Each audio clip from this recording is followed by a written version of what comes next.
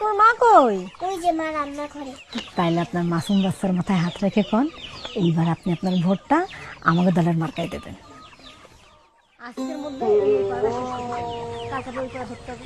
তাড়াতাড়ি আসেন। কি ব্যাপার, বাড়িতে কি কেউ নাই? বাবু, তোর মা কই? ওই যে মা রান্না করে।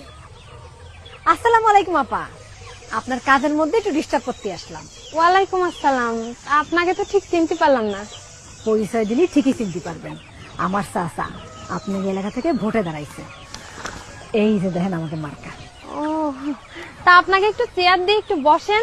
না না না, চেয়ার লাগবে না, আপনার কাজের মধ্যে আর কষ্ট করতে হবে না, আমরা দুই চারটা কথা কই চলে যাবো। আপা, এতদিন জায়গায় ভোট দিলেন, তাকে দিয়ে তো কোনো উপকারে আসলো না। এইবার সুযোগ আইছে নিজের ধর্মের দল রে ভোট দিয়ে ক্ষমতায় আনা। একবার আমাকে দল ক্ষমতায় আসতে পারলে দেখবেন চারিদিকে শুধু আল্লাহর রহমত আর রহমত।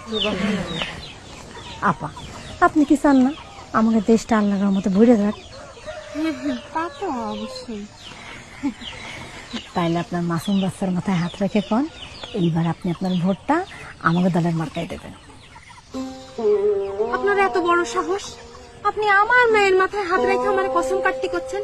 আপনি জানেন না যে আল্লাহ ছাড়া আর কারোর নামে কসম কাটা হারাম?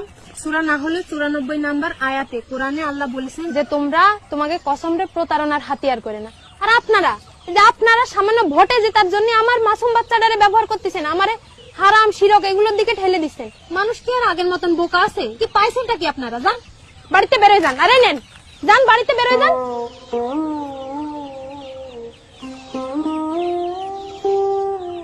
আমার ভোট আমি কোনো প্রতারক, মুনাফিক কিংবা ধর্মের অপব্যাখ্যাকারীদের দেব না, কখনো না।